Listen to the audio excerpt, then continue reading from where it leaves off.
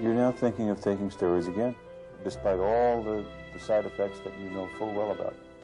How come?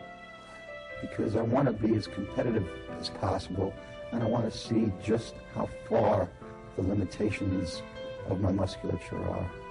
And I think that I speak for many other athletes who would probably echo the same sentiments. The variety seems endless. There are human ones and veterinary ones designed for horses, which seem to be more popular than the human versions in some cases.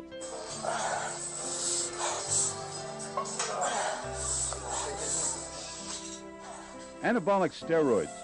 If you pump iron, they'll build incredible muscle mass. If you're a marathoner, they'll cut your recovery time in half. If you play football, they could be a stepping stone to a multi-million-dollar professional contract. If the sport you play calls for size or strength, there's no doubt you already know about steroids. How in the short run they can help. How in the long run they can kill. These athletes are exchanging the immediate benefits that they perceive for probably a shorter lifespan. Did you want to go farther on with football? No, not really, Coach. Okay. It's too competitive, basically. And you need to take steroids, really, I think, to be a good ball player.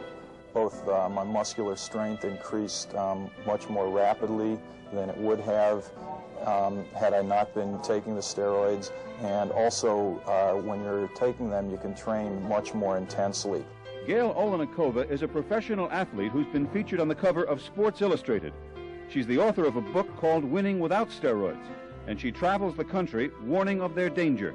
It's frightening, and parents think that their kids are safe if they're in athletics. They look for coke, they look for crack, they look for pot, they look for alcohol.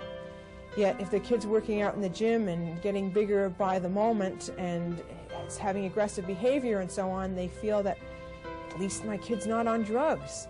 So what are anabolic steroids? Well, first of all, they're drugs, illegal drugs. They're produced in laboratories, and they're the synthetic cousins of the male hormone testosterone. That's the hormone that helps build muscle and can lead to macho-type behavior. I attack the weights. They don't intimidate me. At this point, when I reach an extremely heavy, what for me is an extremely heavy weight, I become a little bit intimidated. Induced testosterone increases your aggression. You attack a weight. You're not intimidated by the weight. This man is a school teacher, and his sport is powerlifting. He took steroids for 4.5 years, and he's thinking of taking them again. It's seeing how well, it's ego, it's how well you can do, it's how far you can go, it's how much you can lift, how well you can jump. Wouldn't it be better to see how far you can push your body athletically, naturally, without the use of any foreign substances? In terms of health, yes, it would be.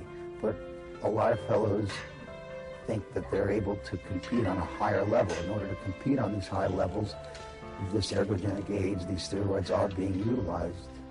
You know about the bad effects of steroids. You know they can cause liver cancer. You know they can cause atrophy in the testicles.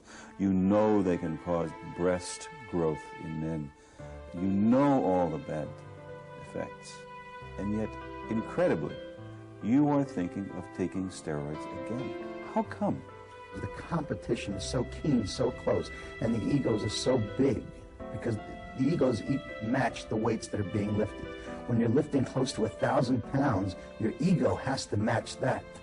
Your confidence level has to match that. There was a saying once that if you told a weight trainer or weight lifter that eating Brillo would increase his or her strength, there wouldn't be a clean pot in the country.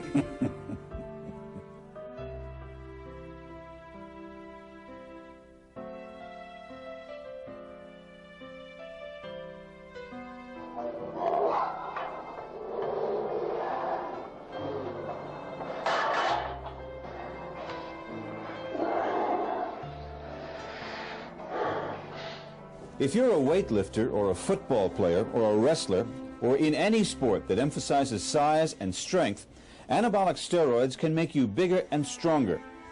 Current medical evidence indicates they can also do the following: cause liver problems, including jaundice and cancer, cause heart problems and high blood pressure, cause nausea, bloating, loss of appetite, vomiting, acne, and body odor.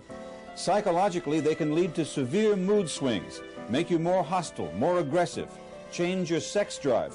If you're a teenager, they can stunt your growth. If you're a male, they can cause breast development, shrink your testicles, and maybe make you sterile.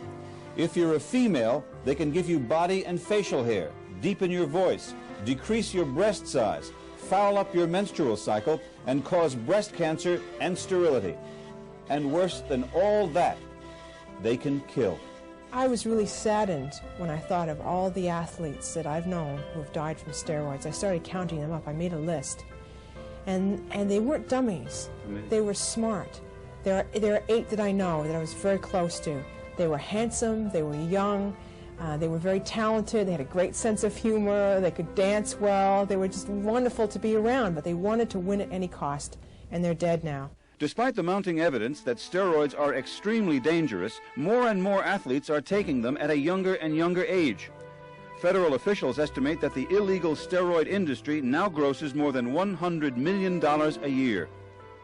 There is even a publication called the Underground Steroid Handbook. It's openly available at gatherings of strength athletes.